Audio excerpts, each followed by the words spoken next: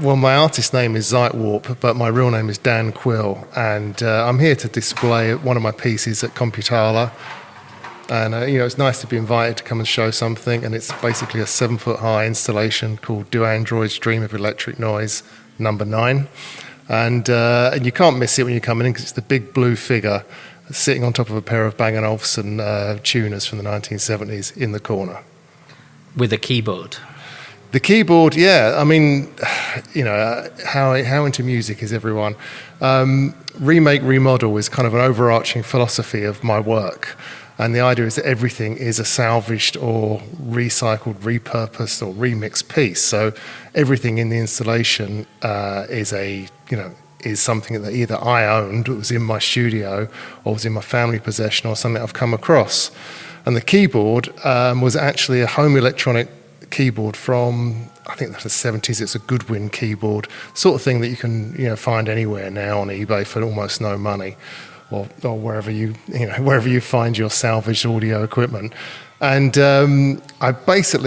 harvested the parts out of it to use. My son's a jazz musician, experimental musician. We took the reverb out of it. We took the I'm trying to think what it's called. The Leslie speaker, the rotating speaker. We took that out of it. And I kept the keyboards. I thought I'm going to do something one of these days with them. And I basically just chopped it up, took the bits out that I wanted, and that's actually a keyboard that was in my family's possession for 20 or 30 years. And it's now sitting in LCB Depot as part of this exhibition, sitting on top of the kind of Android, the sort of cyberpunk Android, Ozymandias Prometheus figure that's in the corner of the room. So it's very visual. Is there an audio component to it? There actually isn't this time. Most of my work has always been kind of like multi-form. So there'll be digital. There's a digital element to it, which is not here. There's there's always an immersive part of it, some sort of augmented reality activation.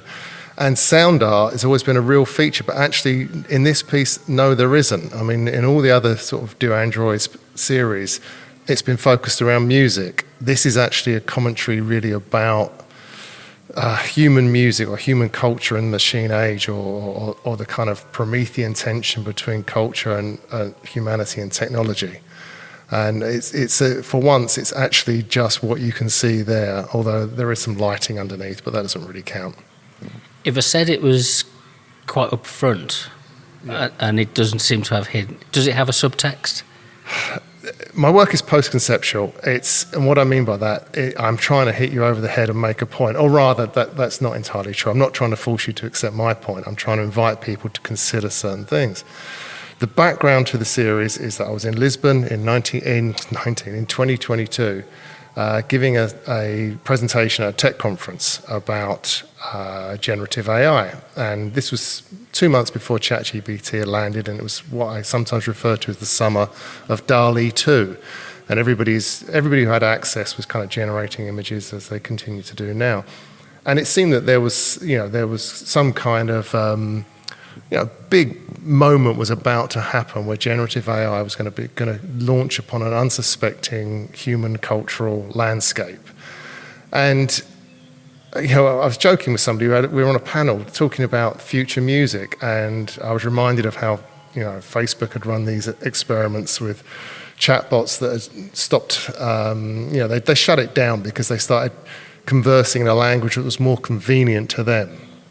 And Terry Matthew at 5mag had published an article sort of saying something like the future of streamonomics will be bot listeners listening to generative AI music, and the only human interaction will be your monthly subscription fee, which I thought was a great comment. And someone asked me about the future of streaming, and I said something like, well, I guess what I'm thinking is, and the question ultimately is, do androids dream of electric noise? Which is obviously a jokey reference to the Philip K. Dick novel that inspired Blade Runner. But the key to it for me was, why make human audible music if it's basically going to be produced by bots and listened by bots? or produced by generative AI and listened to by bots, they don't actually need to make human audible music, anymore. I mean, and so it was a throwaway comment, but then became the kind of first line I was working on something called Homo Trans Retro at the time, which again for another exhibition in Lisbon, and it became the first time that I was thinking about displacement and human displacement, cultural displacement, and the idea that the kind of science fiction dystopia of the AI singularity was always held as this kind of thing that was going to happen to humanity, and it's a genuine threat. But the trick is you have to lean into your humanity, whether that's your uniqueness or your ingenuity, and you have to make yourself. Unfortunately, you can either play the attention trade, or you have to make yourself into this kind of more human version of yourself that is important to other humans, in my view.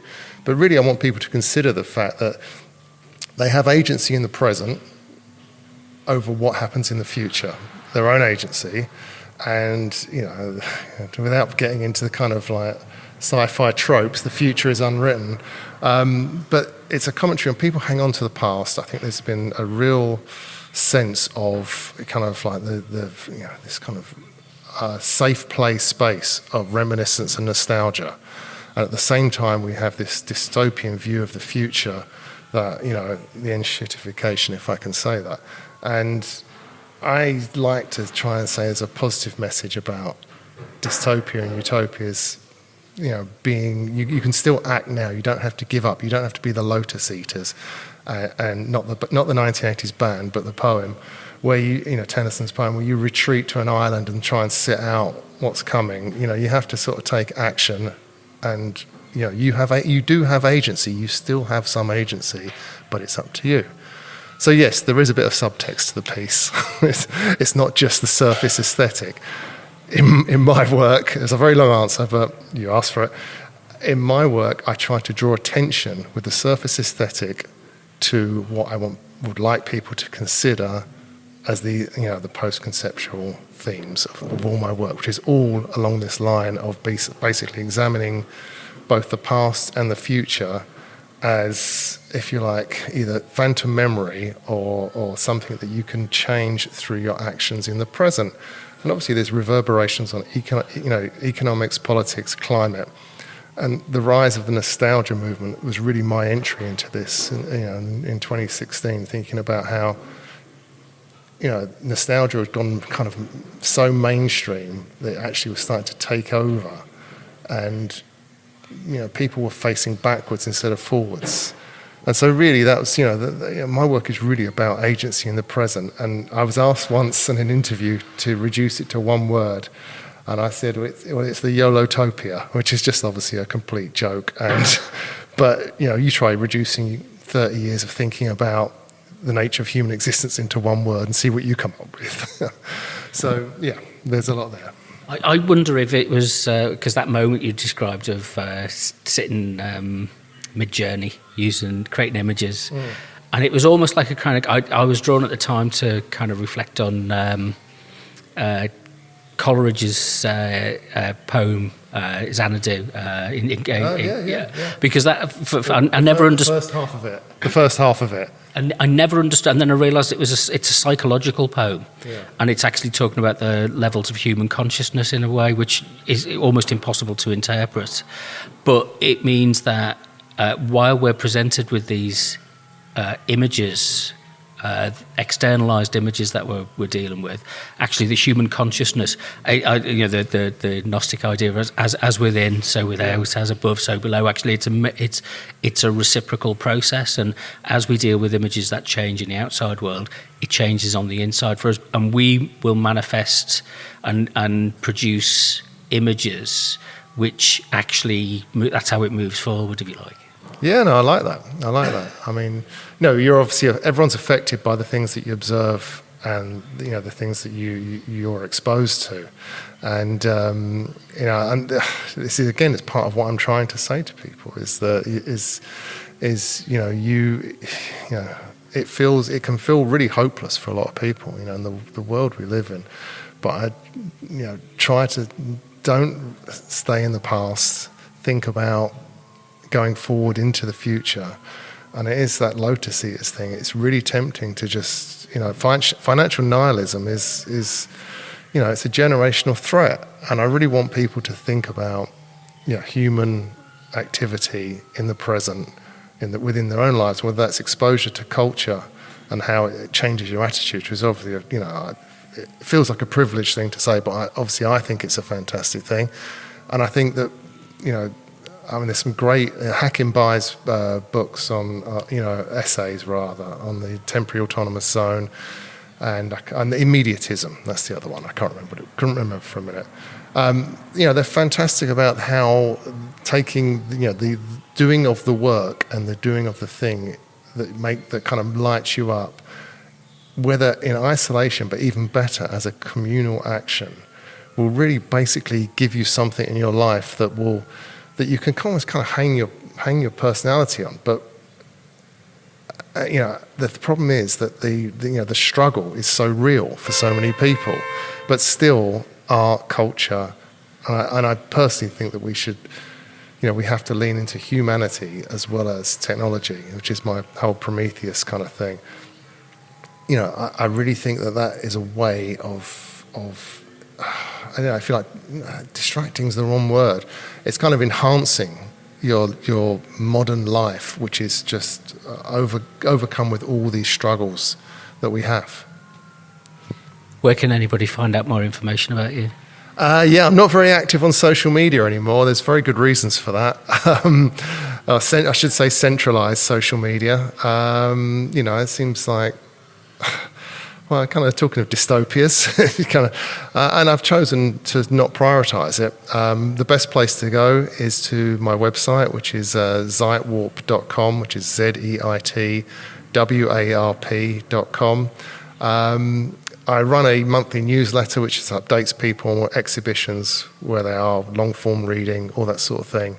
But that's really my focus now, is on my own platform. Is a horrible word for it, but I've been doing this a while. I have a decent audience of people, and I like to speak to them rather than have that mediated, which is a throwback to the Hackenbai thing again, by an external platform. And I appreciate it's 10 out of 10 for integrity and 0 out of 10 for commercial sense for the kind of modern artist or the modern, anyone within culture. They seem like necessary evils, but it might be that they are just evils. So yes, socials, I'm not very active there. Passive, but not active. No, unfortunately, I'm not going to be here. Which is a shame. Ooh, this is going to be just about right. That's great. Isn't it? So I'm Sean Clark. I'm a digital artist based here in Leicester. In fact, here in the LCB. I have a space upstairs. I'm involved in this event here called Computala, which is organised by New Media Art Club, as an artist and a teacher. So I'm doing a number of things over the next couple of weeks as part of the exhibition. I have my own piece of work, which is called Computational Constructs, which you might be able to hear twittering away in the background. And then I'm also teaching an Arts Award course where we're going to be looking at the use of AI to control an artwork. And this is quite interesting because we're going to be using something called a microbit, very accessible piece of technology. And I'm going to be teaching 10, 14-year-olds how to make something with AI, which maybe you think isn't really possible, but it is. Do you want to tell us a little bit about the exhibition and because it's the second year that it's run, and what the flavour of it is? Well, actually, I think maybe it's the second year with the title Computala, but it's the third year that Sean and Nush from New Media Art Club have organised an exhibition in this slot, January slot. And actually, prior to that, in the same gallery, but not in the same slot, I used to organise my Interact exhibitions here as well. So in this modern sense, we've probably had digital art exhibitions happening every year in Leicester for 10 years maybe. But of course, that's built on the history that Leicester has of doing digital art, which goes back 50 years. So this year, what have you had a chance to look at things, and is there stuff that you specifically looking forward to seeing more of? Well, this year is quite exciting for me, interesting for me, because I'm a contributor, not an organiser. So I get to focus on my piece, getting it looking how I want it to look. And I don't actually know all the other pieces in detail. So like everyone else who comes to the exhibition, I've got to make up my own mind about these pieces. Now, the theme I know is about robots and AI and how the world is changing around us and how artists maybe respond to that. Artists have a very important job in helping us make sense of what's happening in the world. So I am looking forward really to actually, I'm looking around now and I can see lots of interesting screens and things that I didn't realise had been set up in the way they're set up. So, I literally am a viewer here. I'm an attendee, apart from my own piece. And I'm liking the look of what I can see. So tell us a bit about your piece then and what the background to it is. Yeah. So for me, this piece is called Computational Constructs, and it's part of a piece of work that I have been developing for quite a long time, even though I've only just called it Computational Constructs in the last year or so. And my interests are in how you can use, I guess in one way, how you can use simple rules to create things that look extremely complicated and complex, in fact, the word I would prefer to use. So this piece, it's prints, it's a live running installation, and it's music, all generated by what I call systems that are built on simple rules. And what these simple rules do is they reorganize the systems. So when you look at a print, you can see all these little squares of colours, the little groups of colours. They haven't changed throughout the lifetime of the artwork. It's always reorganising the same groups of colours, but it's got lots of groups of colours and lots of groups that interact with each other. So you end up with this really sort of complicated, some might think it looks random, but it's not, image that's made out of all these reorganised parts. And that's been my thing, really, my interest for quite a few years. I've now started to get some good focus on it. So this piece here is an opportunity for me to show the work and maybe get some feedback on it. It sounds like an analogy for society in many ways, is that we constantly rework and reversion the same things. Absolutely. You picked up on the underlying thing. So I'm interested in ecosystems. So the planet as an ecosystem, the universe as a system and whatever. And the thing about an ecosystem is that everything, it doesn't create new stuff, it reorganises the stuff. So we're all made of atoms, and the atoms in us, the biological materials, molecules and so on, they've been reused in life since the beginning of life. In a very real sense, we're made out of dinosaurs, we're made out of other human beings. Carl Sagan said we're made out of stardust. All these things are true. It's the same stuff that's constantly being reorganised and recycled and reused. Healthy ecosystems, in healthy ecosystems, that happens seamlessly. In damaged ecosystems, there are accumulation of things that can't be used by something else. So if you were to look at my work from that perspective, an ecological perspective, hopefully it's reminding you that it's important that everything has a use. And what we are doing as human beings is we're often creating materials that have no use. And we call them toxins, and they build up in the ecosystem, and they're damaging the ecosystem, and they're preventing it from achieving its full potential. And I suppose the aim is, from our perspective, is being part of a dynamic system rather than an inert system. Yeah. So what is the what's the catalyst, if you like, that pushes and keeps that change happening that you've discovered in your work?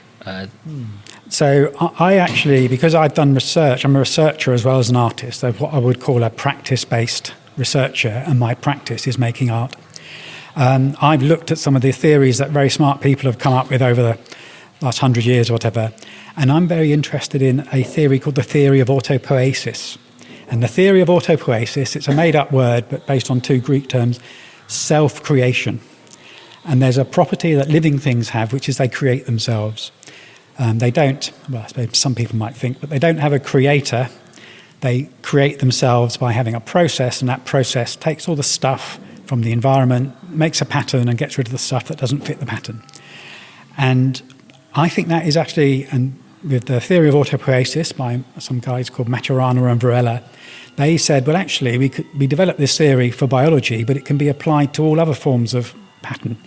So it can be applied to simple systems, living systems, complex systems, societies, like you were saying, buildings, in fact, everything. Every time you look at anything that's complicated and complex, you can actually try to understand it from a systems perspective, and that then makes you think, well, actually, if this is going to survive, it has to be able to reuse stuff, and it has to be able to maintain this dynamic, like you were saying.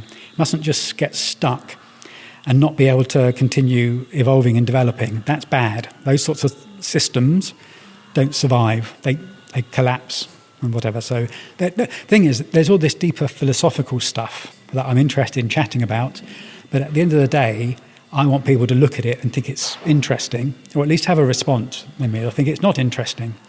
And then if they want to, they can dig deeper and maybe they'll come across some of the ideas that I'm working with.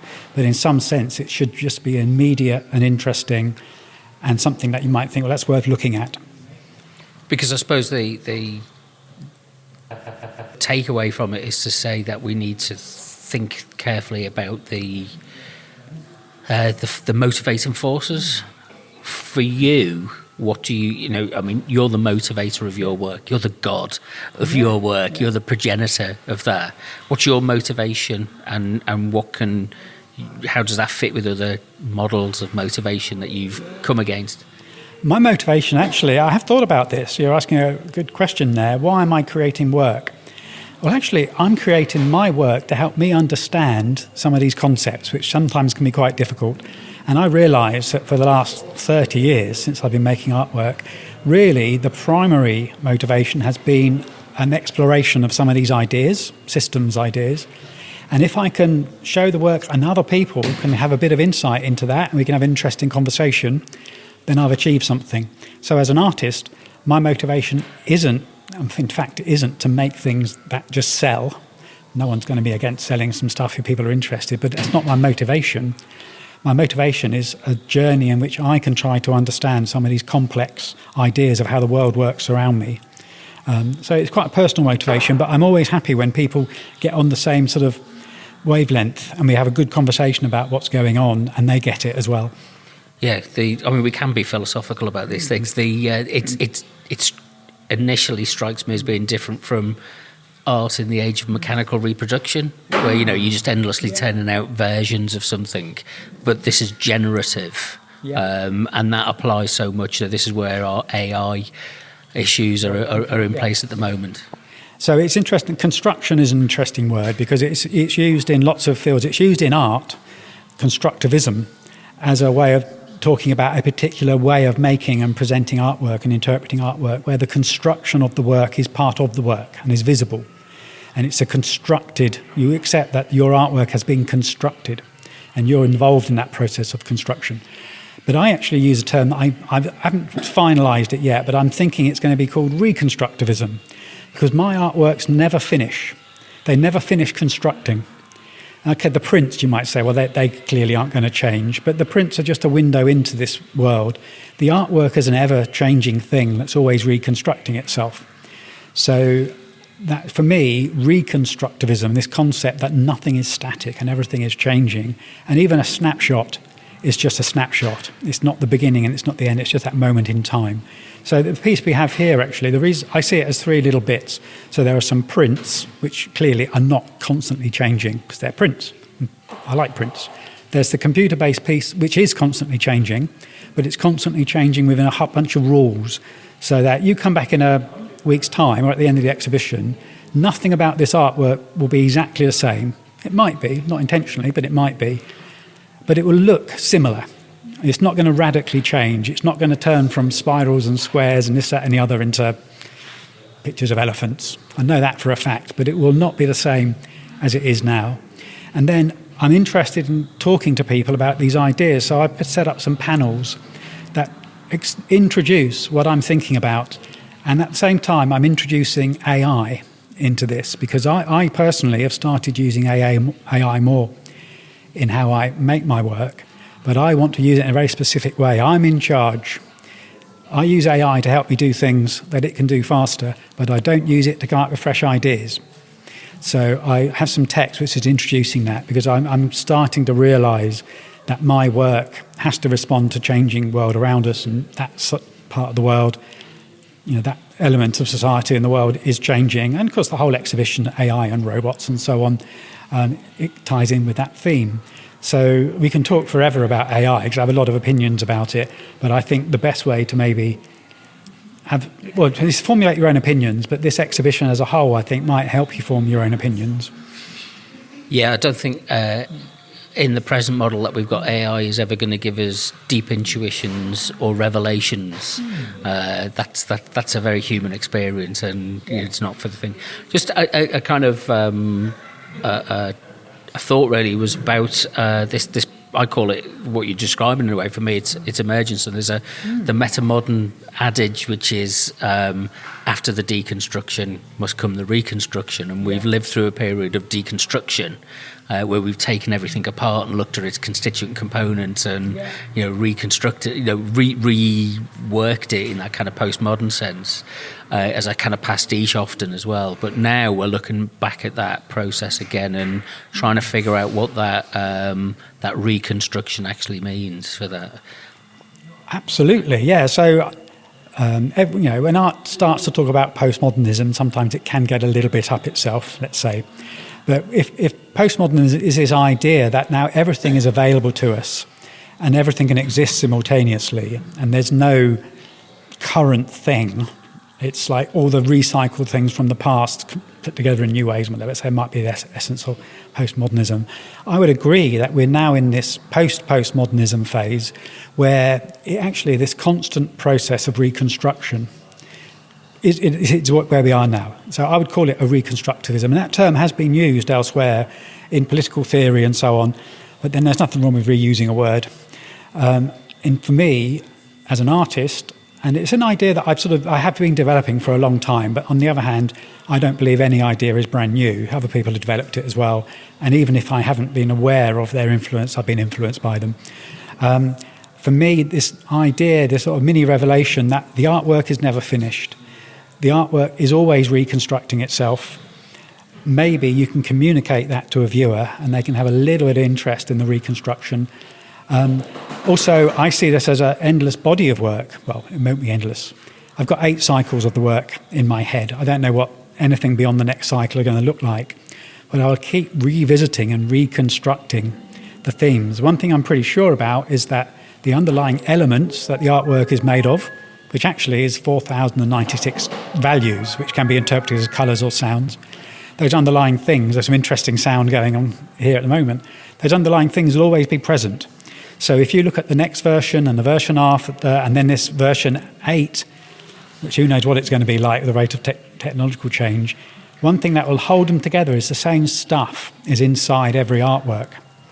And that, to me, a reconstruction. I'm reorganising and reproducing and representing, reconstructing the work. So, which is why it's nice to have an opportunity to present this phase here, hopefully as part of an exhibition where there are lots of other interesting thoughts being presented. Maybe some of the people who see this might be able to make the connections with the next piece and the next piece and so on. What are you looking forward to seeing over the next couple of weeks? So I think what the New Media Art Club have put together is an interesting programme. So I think you'll get the most out of it by engaging with the programme. So come to the exhibition and do what I'm about to do, which is to walk around and make your own mind up about what the connections are. If you can, enter into a dialogue with some of the artists. I think a lot of them are on Instagram and they'll certainly be available. So don't treat it as like something that you look at it and that's the end. Interact with people.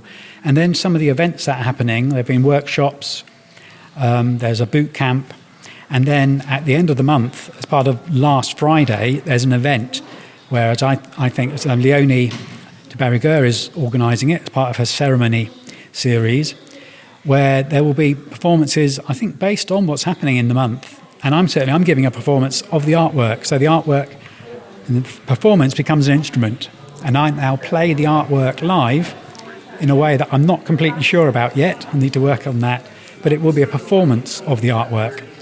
And again, that's a great opportunity to be part of an event where I can do that. So I think for me, what I'm looking forward to, feedback on my own work, looking at the other work, thinking about the ideas that people are coming up with, having some good conversations, talking to people, and then having this performance at the end, and then thinking about it as a programme. And of course the workshops, as I'm doing some workshopping, I'm looking forward to tomorrow doing this little mini AI workshop as part of the second Saturday, and then we have our Arts Award, which there's still places for, so if people should contact us and maybe get involved. This is for younger people to do a more formal investigation of this tech and have some fun. And then there are other things happening. Yeah, it's going to be a good month.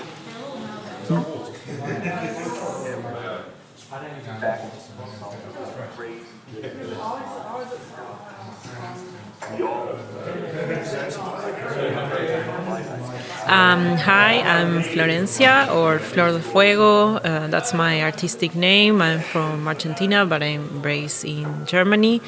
Yes, we are here with Nauto as part of the exhibition, and we were in 2 days helping artists with a project. Maybe Nauto now will explain a bit more about it. Yeah, so I'm Naoto. I'm originally from Japan, based in Estonia. Right now I'm doing research.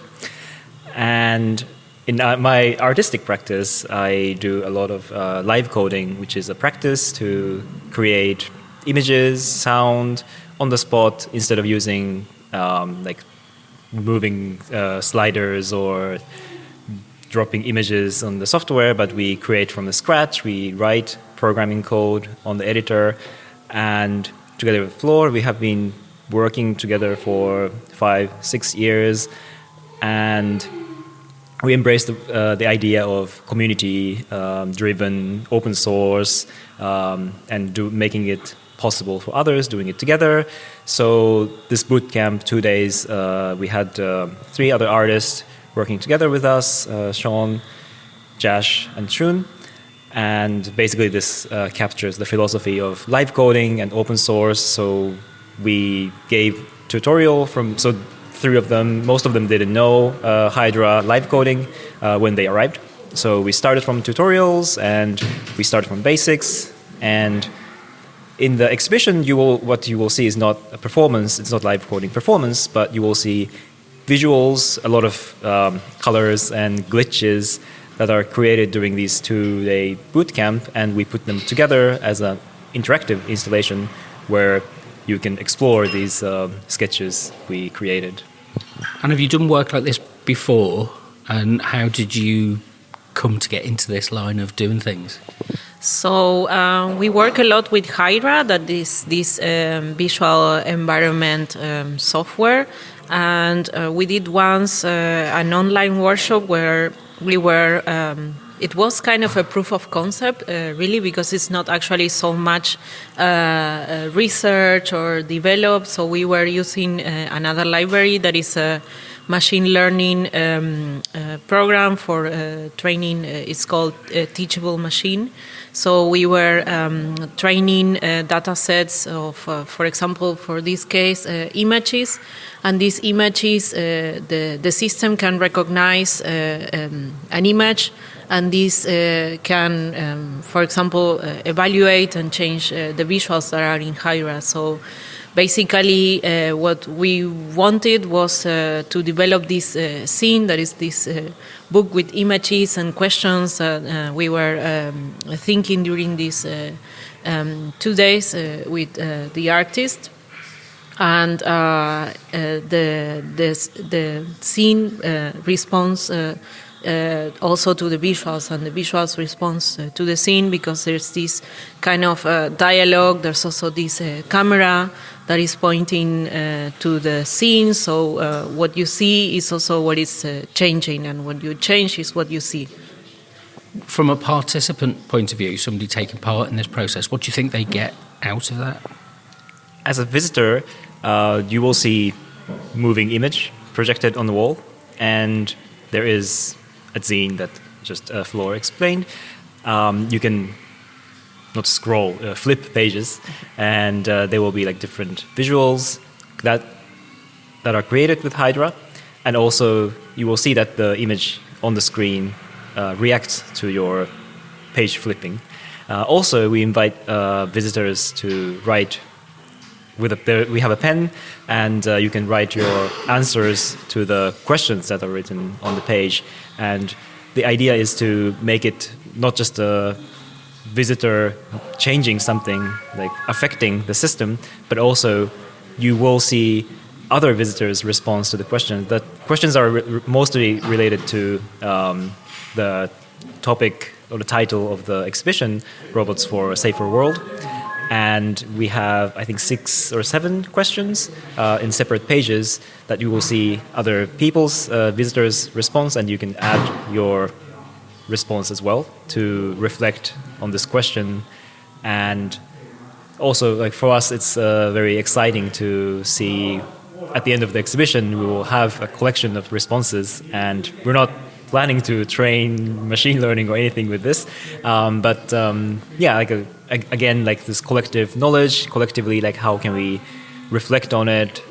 Is it something like a ritual? Is it something, like how, like different ways of thinking, just provoking these questions. That's something we're interested. Do you find that you're getting different responses when you do this in different places? Well, this is our first time, so with this kind of installation and with this kind of question, so it's something new. So I think the results we will see after or during the exhibition. So it almost feels like it's like a live piece of action research in a way, combining that with a purely aesthetic appreciation. How do you see the interplay between the two working out? Yeah, that's a great question, because we haven't really mentioned, but we didn't have any concrete idea when we started this 2-day boot camp. So every one of us had some kind of idea that we want to pursue, or we come with different practices. So we started with brainstorming and imagine what would be the outcome after 2 days. So one of the things is, the tools we offered are Hydra and Teachable Machine. So this generating visuals and training machine learning to recognize images. But the idea of, for example, working with printed material, like a zine, and also working with the text, that are the questions or prompts that we added to the zine. These things came from the participating artists and us. So it's experimental in itself. I would say we just do it. We just learn by doing, and also we try to keep it simple so that you don't need to, as a visitor, you don't need to press this button and that button. But it's just basically analog interface of the booklet, and you can just flip, write. It's very basic interactions, and let's see what will come out. Where can people find out more information about this? Probably in the scene. And also perhaps at the New Media Club webpage as well. Yeah. There is a big QR code at the back of the zine, so you can scan it and you will land to the webpage where we have information about every artist participating, and also you can also print the PDF from that page, and you can make your own zine, and the whole system is made as a web page, so you can open the same program on your desktop or laptop computer and try it at home as well. Just a few minutes. I just want to say to everyone, thank you so much for coming to the opening tonight. The weather's obviously terrible. Okay. I'm Sean Carroll. I'm one of the 2 curators of the Robots for a Safer World exhibition that's happening at LCB throughout January. Robots for a Safer World originally was a government challenge for industry to find ways to automate the messy, uncomfortable and difficult parts of manual labour. With the rise of generative, specifically AI, and what it means for artists, we wanted to put together an exhibition that kind of examines that from the perspective of artists. What does it mean to be able to automate the messy and the difficult parts of the work that we make and the practice? And what does it mean to have an assistant that can help us through all the difficult parts? Is it exciting for an artist? Is it empowering? Or does it take away some of the things that makes the work special? We don't have an opinion on that in this exhibition, but what we did want to do was put that out for a prompt, if you like, and see how artists responded to it. And it was really nice to see lots of very different work come back, you know. So we've got work that is we've got work that's cyber pets. There's some really interesting AI-assisted puzzle games. But there's a beautiful video about a large language model that starts to write love letters and always gives up at the end because it realizes that it doesn't have anyone. There's a fantastic monologue in the exhibition. It's not a monologue. There's a fantastic dialogue in the exhibition by an artist who has created an AI from a huge archive of late father's writing and radio recordings, and has created an AI and is having, I guess, the first conversation with him since he's passed away. And it's very difficult to listen to, but it's important. And what that means to people is quite different things. People respond to that work particularly in very different ways. But it's an important conversation to have at this moment with AI, thinking about what it means for us and what the next couple of years are going to mean for culture and society. So we're very excited with the way that people have responded to it, and we're just very pleased with what's happening. And what activities have you got coming up? Yeah, so there's quite a bit happening at LCB over the month as part of it. Tomorrow we're having a kids launch, if you like, a kids day at the CQ Earlies. So we're going to be opening most of the exhibition for young people to have a look at and respond to and think about. There's going to be some kids workshops looking at BBC Microbit and some really simple machine learning algorithms that they can use to turn microbit into things like magic wands or play catch with it. We also have some performances over the exhibition. So we have a workshop/performance with an artist called Mark Towers, where we'll be building a robot in the gallery that's going to be playing music for the rest of the exhibition. And we have a really exciting set of performances for our closing party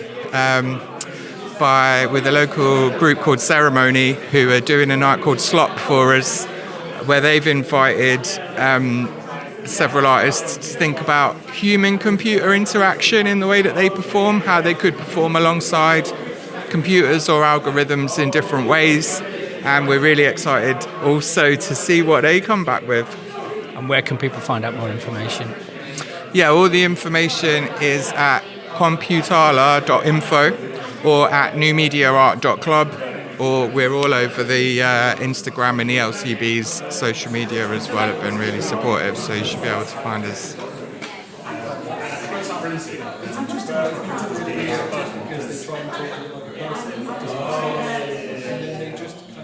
Tell us who you are and what you're doing here tonight.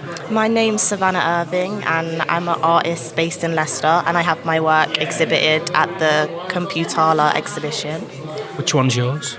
Mine is the pink framed print towards the right, and then also the digital paper print as well.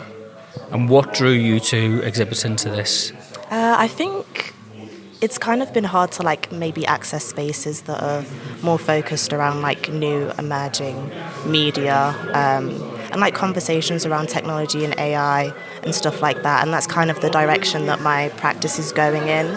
And I've kind of always been fascinated around these types of themes, and so it's nice to come to a space where there's people that have similar ideas to you, and you can exhibit work and sort of meet new people. Yeah.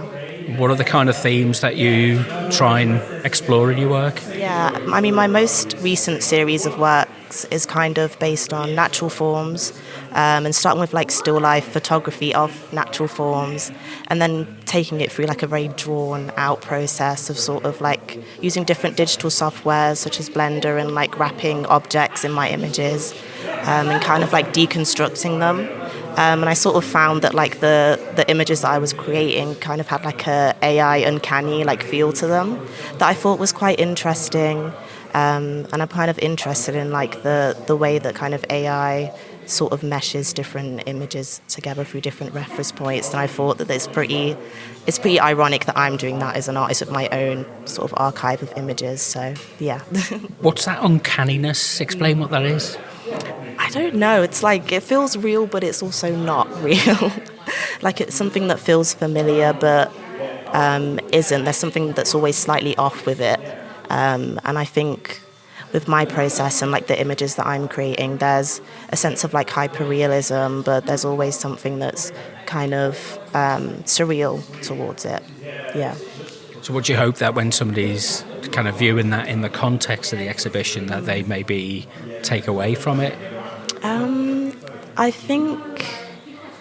guess with my work, I kind of like to push the boundaries of like the software that I'm using.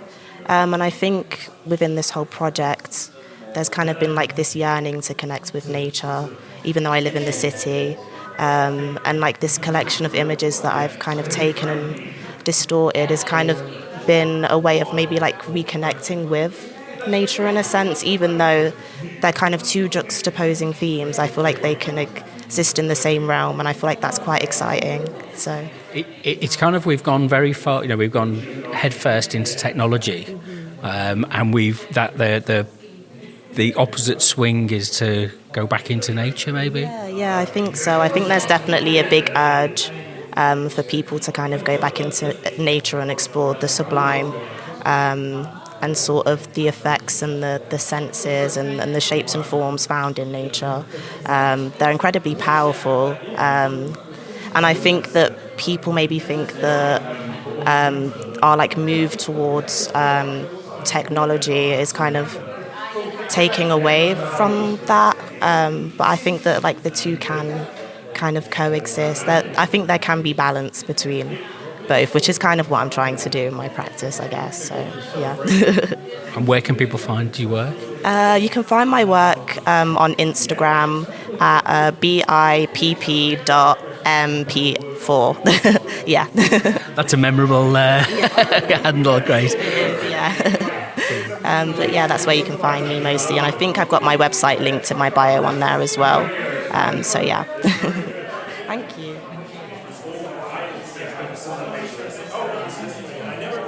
Hi, I'm Antonio Roberts, and I'm an artist based in Birmingham, and I'm here today to see the Computala exhibition.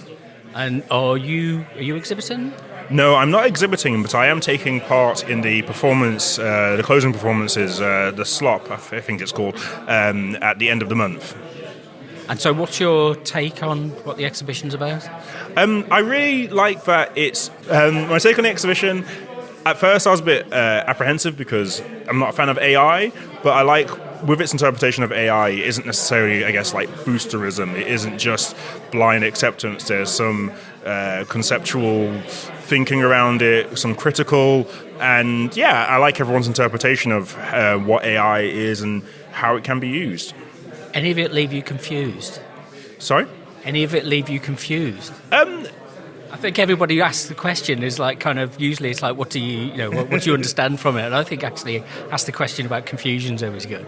Yeah, I wouldn't say it leaves me confused because like, being an artist who's involved with tech, I've seen a lot of AI stuff, but it more is like clarifying as to how artists are actually using it, because the idea of AI being able to generate anything that you want, but it's like, well, okay, as a creative person, how do you want to use it?